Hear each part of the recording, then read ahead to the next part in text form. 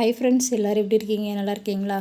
எல்லோரும் இந்த காய்கறி வாங்குறதில், அப்புறம் மளிகை ஜாமான் வாங்க காசு வந்து வீட்டில் கொடுப்பாங்க இல்லையா? அந்த காசில் வந்து நான் மிச்சம் பண்ணேன் அப்படி இப்படின்னு வந்துட்டு நிறைய தாய்மார்கள் வந்து பார்த்திங்கன்னா சொல்லுவாங்க.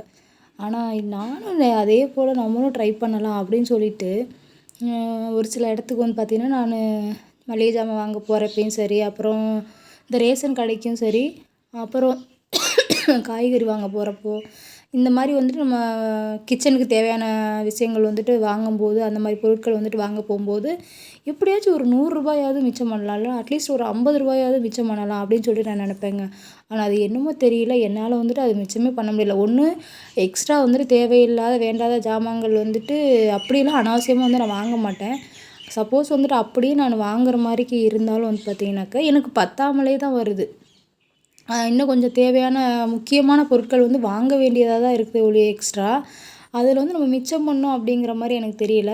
அது ஏன் அப்படின்னு சொல்லிட்டு எனக்கு தெரியல. எனக்கு மட்டும் தானா? இல்லை இந்த மாதிரி என்னோடய வீடியோஸ் பார்க்குறவங்க நீங்கள் யார் அந்த மாதிரி இருக்கிறீங்க அப்படின்னா கீழே கமெண்ட்டில் மறக்காமல் வந்துட்டு சொல்லுங்கள். ஏன் அப்படின்னா நானும் கொஞ்சம் சந்தோஷப்பட்டுக்குவேன். ஆனால் இவங்க எல்லோரும் எப்படி இந்த மாதிரி சொல்கிறாங்க அப்படிங்கிறது எனக்கு தெரியல. வெங்காயத்தை பாருங்கள், ஃபுல்லாகவே வந்துட்டு முளைச்சி போயிடுச்சு.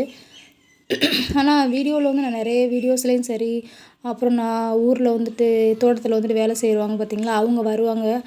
அவங்களும் என்ன சொல்லுவாங்க, நான் காலையில் இந்த மாதிரி ரூ. 100 எடுத்துகிட்டு போனேன், இதில் வந்துட்டு இவ்வளோ ஜாமான் வாங்கிட்டு மீதி காசு வந்துட்டு நான் வச்சுருக்கேன், நீ நீ அடுத்து நாளைக்கு கொடுக்குற காசை அதை அப்படியே வந்துட்டு ஒரு சீட்டாக ஒரு சேமிப்பாக வந்துட்டு போடணும், அந்த மாதிரி தான் வந்துட்டு பொம்பளை வந்துட்டு மிச்சம் பண்ணணும், கொடுக்குற காசு அப்படியே வந்துட்டு செலவு பண்ணிவிட்டு இல்லை இல்லைன்னு வந்துட்டு சொல்லிகிட்டு இருக்கிறது அப்படின்னு சொல்லிட்டு அது ஒரு மாதிரியா வந்துட்டு ஒரு புறணியாக அது ஒரு மாதிரி கிண்டலமாக ஒரு ஏளனமாக வந்துட்டு பேசுவாங்க. இது எப்பிட்றா அப்படின்னு சொல்லிட்டு நானும் சரி இவ்வளோ நான் ரொம்ப நாள் இல்லை, இப்போ கொஞ்ச நாளாக வந்து நானும் வந்துட்டு ஃபாலோ பண்ணுறேன். ஒருவேளை நான் புதுசாக அப்படி போகிறதுனால எனக்கு அப்படி தெரியுதா, இல்லை என்னுடைய தேவைகள் அந்த மாதிரி நிறையா இருக்கா அப்படிங்கிறது எனக்கு தெரியல. சரி, ஓகே, பரவாயில்ல. இதுக்கெல்லாம் ஏதாச்சும் டிப்ஸ் உங்களுக்கு தெரிஞ்சுது அப்படின்னா எனக்கு மறக்காமல் கீழே கமெண்ட்டில் சொல்லுங்கள்.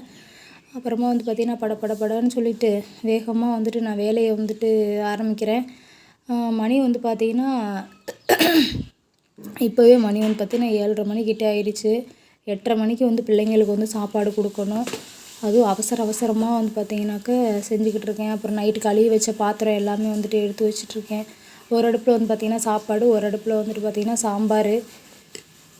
இன்றைக்கி வந்து பார்த்திங்கன்னா முள்ளங்கி சாம்பார் தான் வந்துட்டு வைக்கலான் இருக்கேன். பருப்பு வெந்துருச்சு.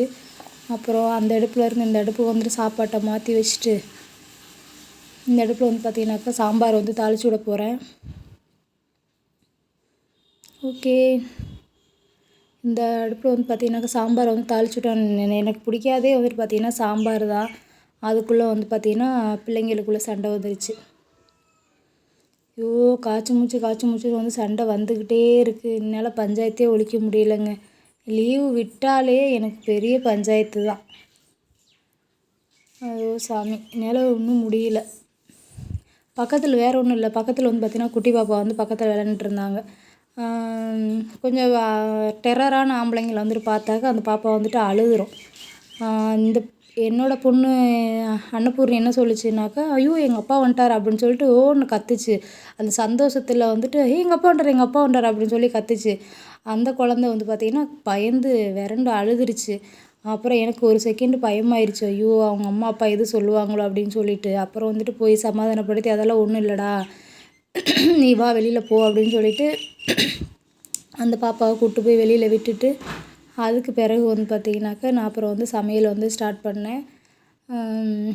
இந்த மாதிரி ஒரு சில குழந்தைகள் வந்துட்டு இருக்காங்க. நல்ல குழந்த வந்து பார்த்திங்கன்னா பார்க்க சூப்பராக அழகாக இருக்கும், நல்லா முக லட்சணமாக இருக்கும், நல்லா கலராக வேறு இருக்குங்க. அது சின்ன குழந்த தான், ஒரு 3 வயசு தான். ஆனால் அது வந்துட்டு அழுக ஆரம்பிச்சிருச்சு ஆளை பார்த்த உடனேயும். அப்புறமா வந்து பார்த்திங்கனாக்கா இதில் காய் எல்லாத்தையும் போட்டு வந்து தாளித்து விட்டுட்டு அதான் சொன்னேன் பார்த்தீங்களா, நான் வந்துட்டு மளிகை ஜாமான் வந்துட்டு வாங்க போனேன் அப்படின்னு காய்கறி ஜாமான் வந்துட்டு வாங்க போனேன் அப்படின்னு சொல்லிட்டு அதை வந்துட்டு எல்லாம் எடுத்து வச்சிட்ருக்கேன். இந்த பூ வந்து பார்த்தீங்கன்னாக்கா ஒரு பூ வாங்குற இடத்துல நான் 2 வாங்கிட்டேன். ஏன்னா இது வந்து பார்த்திங்கன்னா சீசனு. காலிஃப்ளவர் வந்து பார்த்திங்கன்னா இப்போ வந்து சீசனு, விலை வந்து இப்போ கம்மியாக இருக்குது. நான் இப்போ கையில் வச்சுருக்க அந்த ஒரு பூவே வந்து பார்த்திங்கனாக்கா ரூ. 40 ரூ. 50 வரும்.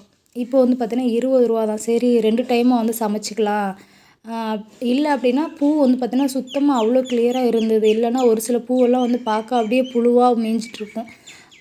அது நமக்கு சாப்பிட்றதுக்கு வந்து பார்த்திங்கன்னா ஒப்பாது. அந்த மாதிரி இருந்த பட்சத்தில் இது பார்த்திங்கன்னா பொருள் நல்லா தரமாக இருக்குன்னு சொல்லுவாங்கள்ல, அந்த மாதிரிக்கு வந்து காலிஃப்ளவர் வந்து பார்த்திங்கன்னா நல்லா இலையோட போட்டு மூடி நல்லா ஃப்ரெஷ்ஷாக வந்துட்டு இந்த இப்போலாம் வந்து பார்த்திங்கன்னா ஒரு காய்கறிக்குன்னே வந்துட்டு ஒரு கம்பெனி ஆரம்பித்து வண்டியில் கொண்டுட்டு வராங்க பார்த்தீங்களா? பேட்ரி வண்டியில் வந்துட்டு கொண்டுட்டு வராங்க. வீதி வீதிக்கு வந்து கொண்டுட்டு வர்றாங்க. இப்போ தான் வந்து பார்த்திங்கன்னா ஒரு 6 மாதத்துக்கு பக்கமாக இந்த மாதிரிக்கு வந்துட்டு வர்றாங்க. அந்த தம்பிங்க வந்துட்டு பார்த்திங்கன்னா கொஞ்சம் விலை கம்மி. இதே பூ வந்து பார்த்திங்கனாக்கா நம்ம கடையில் வந்து வாங்கினோம் அப்படின்னா அட்லீஸ்ட் ரூ. 30 இருக்கும். இல்லை அப்படின்னாக்கா ரூ. 40 இருக்கும். இப்போ இந்த சீசன் டைம்லேயுமே வந்து பார்த்திங்கன்னா. அப்புறம் வந்து பார்த்திங்கன்னா இந்த இஞ்சி வந்து பார்த்திங்கன்னா ரூ. 10, கத்திரிக்காய் வந்து பார்த்திங்கன்னா கிலோ வந்து ரூ. 40. ஆனால் கடையில் வந்து பார்த்திங்கனாக்கா ரூ. 60, ரூ. 70, 80 அந்த மாதிரி. உருளைக்கிழங்கு வந்து பார்த்திங்கனாக்கா ரூ. 40. இது தக்காளி வந்து பார்த்திங்கன்னா அவசரப்பட்டு ஃபஸ்ட்டே வந்து ஒருத்தவங்கள்ட்ட இந்த தக்காளி வந்து பார்த்திங்கன்னா ரூ. 25 என்கிட்ட தக்காளி இல்லை அப்படின்னு சொல்லிட்டு ஒருத்தவங்கள வந்து வாங்கிட்டு வர சொல்லி சொன்னேன். அப்புறம் ரூ. 25 அது. அப்புறம் இந்த தம்பிங்க வந்து பார்த்திங்கனாக்கா ரூ. 20 தான் வந்து கொடுத்தாங்க. அப்புறம் சரி என்ன பண்ணுறது, ஆர்வ கோளாறுல வாங்கிட்டு வர சொல்லியாச்சு என்ன பண்ணுறது அப்படின்னு யோசிச்சுட்டு அந்த தக்காளி வந்து பார்த்திங்கனாக்கா வாங்கிட்டேன். 1 கிலோ மட்டும் வாங்கினேன். நமக்கு தான் தக்காளி விலை எப்போ ஏறும் இறங்கும் அப்படின்னு சொல்லி தெரியாது பார்த்தீங்களா? இந்த மாதிரி தக்காளியெல்லாம் வந்து பார்த்திங்கன்னா நான் பார்த்து பார்த்து தான் வந்துட்டு எடுப்பேன். ஏன்னா கொஞ்சம் கொல கொலன்னு வந்துட்டு கனிஞ்ச மாதிரி இருக்கிறதெல்லாம் தனியாக எடுத்து வச்சுட்டு, கொஞ்சம் வந்து கல் மாதிரி காய் வெட்டா இருக்கிறதெல்லாம் வந்து பார்த்திங்கன்னா அது ஒரு தனியாக எடுத்து வச்சுட்டு அந்த மாதிரிக்கு தான் வந்துட்டு எடுத்து வைப்பேன். ஏன் அப்படின்னா அப்போ தான் வந்து சீக்கிரம் வந்துட்டு அழுகாது. எனக்கு ஃபஸ்ட்டெல்லாம் அந்த மாதிரி தெரியவே தெரியாது. நான் எல்லாத்தையும் ஒட்டு மொத்தமாக அள்ளி போட்டுட்டு எடுக்கிறப்போ வந்து பார்த்திங்கன்னா அத்தனை தக்காளி ஒரு 4, 5 தக்காளி வந்து பார்த்திங்கன்னா வேஸ்ட்டாக இருக்கும். விலை ஜாஸ்தியாக உள்ளப்போ வந்து பார்த்திங்கன்னா 1/2 கிலோ 1 கிலோவுக்கு மேலே வந்து நான் வாங்க மாட்டேன். விலை கம்மியாக இருக்கப்போ தான் வந்து பார்த்திங்கன்னா அந்த மாதிரிக்கு வந்துட்டு வாங்குவேன். அப்புறம் இந்த தக்காளி வந்து பார்த்திங்கன்னா நல்லா இருக்குது. இது வந்துட்டு பக்கத்தில் ஒருத்தவங்க கடைக்கு போனாங்க. அவங்கள வந்துட்டு வாங்கிட்டு வர சொன்னேன். அது தக்காளி வந்து பார்த்திங்கன்னா சூப்பராக இருக்குது. ஒன்றுமே அந்த மாதிரிக்கு இல்லை. நான் எடுத்தது தான் வந்துட்டு பார்த்திங்கன்னா அழுகுன மாதிரிக்கு கொஞ்சம் நொச நொசன்னு இருந்த மாதிரி இருந்துச்சு. அதில் தான் பார்த்து வந்து நான் பொறுக்குனேன். ஓகே, அவ்வளோதான் வேலை முடிஞ்சுது. இனி வந்து பார்த்திங்கன்னா சாப்பாடு வந்து வடித்து விட்டுட்டு அடுத்து வந்து பார்த்திங்கன்னா சாம்பாரும் ரெடி ஆயிடுச்சு.